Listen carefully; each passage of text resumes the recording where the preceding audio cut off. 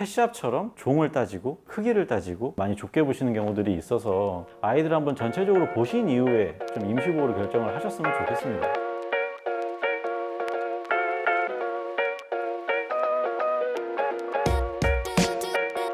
동물자유연대에서 활동하고 있는 입양 담당 조성진 팀장이라고 합니다. 말 그대로 임시보호는 이제 여러 가지 의미가 있는데요. 보호소에서는 일반 가정에서에 대한 사회 형성이 안 되다 보니까 그런 사회화 경험을 위해서 임시보호를 진행하는 경우도 있고요. 아니면은 입양전제 임시보호도 있고, 아니면은 일반적인 영구 임시보호 제도도 있는데요. 일반적으로 입양전제 임시보호라는 거는 강아지를 처음 키워보시거나 아니면 현재 강아지를 양육 중인데 그거에 대한 합사 여부에 인한 이런 게 부분이 있고, 영구 임시보호제도 같은 경우는 저희 지금 센터에도 어린아이들도 있겠지만 분포적으로 비율적으로도 봐도 노령견 애들이 훨씬 많은 부분이 있고요. 아무래도 저희 단체에서도 그렇고 안락사를 지향하지 않고 영구 보육을 하고 있지만 그런 애들이 계속 자리를 잡다 보면은 추가적으로 또 아이들 입주하는데 또 문제가 발생될 수 있기 때문에 영구 임시보호제도를 통해서 그렇게 해서 저희가 그런 애들에 대해서 케어를 좀 더 옆에서 피드백을 해드리면서 도움을 주면서 이제 가정에서 보호를 할 수 있는 그런 방향성이 또 있습니다. 저희 홈페이지에 이제 입양의 게시판이 있거든요. 그쪽에 들어오셔서 아이들 공고 올라온 거를 보고 하단에서 임시보호나 입양 신청하는 배너가 있습니다. 거기서 신청을 하시고 그 안에 문항에 맞게 작성을 해주시면은 저희가 그거를 토대로 온라인에서 서류 심사를 할 거고요. 그 이후에 전화를 드려서 전화 심사가 2차적으로 들어갑니다. 그리고 그 이후에 저희 남양주 센터로 오셔서 저희랑 입양 상담이나 임시보호 상담을 진행하고 그 이후에 최종 임시보호자로 선정이 되면은 제가 직접 가정 방문을 해서 현장 인계를 진행해드립니다. 가정 환경을 제일 중요시 볼 거고요. 심사에 따라 이제 기준이 나눠지는데요. 임시보호 대상 애가 너무 소심하거나 경계심이 많은 애면은 당연히 그런 아이들을 키워본 경험이 있으신 분들 한해서 진행이 될 거고요. 그리고 만약에 아픈 애가 임시보호를 간다고 하면은 그런 거에 대해서 어쨌든 케어를 해야 되는 상황이다 보니까 그런 거에 대해서 좀 익숙하신 분들이 있을 거고요. 그리고 또 일반적인 그냥 아프지도 않고 나이가 있지도 않고 성격이 이제 좋은 무난한 아이들 같은 경우는 저희가 일반적인 가족 구성원 안에서 강아지를 키워보신 적이 있으면 더 좋고요. 없더라도 우선은 시간적인 여유가 있고 가족 구성원이 충분히 있다고 하면은 저희는 임시보호 대상으로 진행을 해드릴 수 있습니다. 보통은 이제 선택을 하고 오시는 분들도 있고요. 아니면은 상담을 받아보시고 그 이후에 선택을 하시는 경우도 있는데 그거는 보호자가 선택을 하고 오셔도 상관이 없습니다. 저희가 이제 일반적인 임시보호 기간은 최소 3개월로 잡고 있고요. 초과를 됐을 시에는 저희가 이제 해당 임시보호자한테 전화를 드려서 혹시 입양에 대한 의사가 있으신지 아니면 임시보호에 대해서 연장에 대해서 의사가 있으신지 아니면 종료를 원하시는지 전화를 드려서 최종 확인을 하고 나머지 결과는 그 최대한 임시보호자의 좀 의견의 토대로 진행을 하고 있습니다.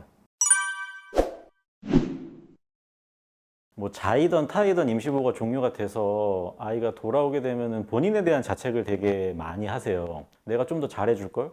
내가 이런 거에 대해서 좀 못해줬는데 이런 거에 대해서 조금 더 노력을 할걸. 하지만 아무리 보호소 환경이 좋다고 해도 가정을 이길 수는 없어요. 그렇기 때문에 충분히 보호를 잘 해주셨고 그거에 대해서 어찌됐건 보호소에 돌아와서 또 새로운 가족을 찾는 거다 보니까 임시보호자분들께서는 좀 자기에 대해서의 좀 어느 정도의 자책은 안 하셨으면 좀 좋겠어요. 아이가 이제 가정으로 오게 되면은 가족 구성원들의 모든 포커스가 이제 아이한테 맞춰지기 시작하고 있어요. 당연히 그건 맞춰져야지 맞는 거지만 이게 너무 과하게 되다 보면은 그 아이한테는 독이 될 수도 있는 부분이거든요. 그게 이제 저희가 항상 임시보호든 입양이든 한 일주일 정도 지나서 저희한테 이제 문의사항이 오는 게 애들이 밥을 안 먹는다. 분리불안이 생겼다. 근데 이거는 명백히 집에 가서 바뀐 거예요. 그렇기 때문에 처음에 아이를 맞이할 때는 기본적인 거는 당연히 복지를 아이한테 관리는 해주셔야 되는 케어는 해주셔야 되는 게 맞지만 너무 과한 거는 좀 삼가해 주셨으면 좋겠다라고 좀 말씀을 드리고 싶어요. 근데 보통 저희도 전화를 해서 상담을 할 때 현재 반려동물 양육을 하고 있는 분들이면 항상 저희가 먼저 여쭤보는 질문이 있어요. 그 현재 양육 중인 개가 다른 개들이랑 사회성이 있는지. 근데 대부분 혼자서 크다 보니까 개들하고 사회성이 좋지는 않아요. 근데 그 좋지 않다는 게 공격성으로 나타난다는 게 아니라 보통 자기 영역에 다른 강아지가 왔을 때 그거에 대해서 좀 많이 힘들어해요. 근데 그거를 어떻게 사람이 중간에서 개입을 하게 되다 보면은 원래 있던 친구는 더 사회성이 안 좋아질 수밖에 없어요. 그래서 서로 간에 공격성이 없다고 하면은 서로 간에 알아갈 수 있는 탐색의 시간을 주시는 게 가장 좋다고 생각을 하거든요. 하루 이틀 안에는 당연히 진행이 될 수는 없는 부분일 거고요. 좀 시간을 충분히 봐주시면서 좀 보호자분들을 좀 지켜봐 주시는 거. 그게 가장 좋은 포인트일 것 같습니다. 뭔가의 듬직함과 그리고 성격적으로 오히려 큰 애들이 조금 더 온순합니다. 뭐 여러 가지 이제 먹는 거나 아니면은 대소변에 대해서 좀 부담을 가지시는 분들이 많은데 그런 거는 충분히 저희랑 논의를 해서 문제점을 해결할 수 있으니 중대형견들한테도 좀 많은 관심을 가져줬으면 좋겠습니다.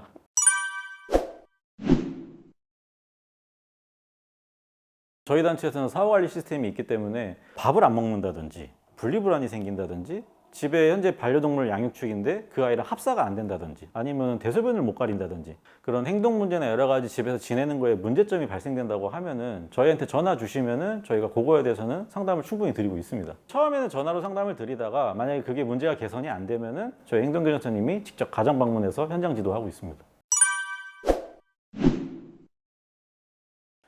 기본적으로 저희가 임시보호를 갈 때는 서류상에 아이 건강 상태를 다 넣어 드리고요. 만약에 그 부분에 대해서 건강적인 문제가 발생됐다고 하면은 임시보호 기간에는 저희 단체에서 다 책임을 지고 있고요. 그 책임을 진다는 거는 해당 협력병원으로 연결이 될 거고 그거에 대한 건 저희가 치료비를 다 지원을 해드리고 있습니다. 근데 이런 이제 단순 사고가 말 그대로 보호자가 부주의로 발생됐을 시에는 요거는 보호자분들이 좀 책임져 줘야 되는 부분이 있습니다.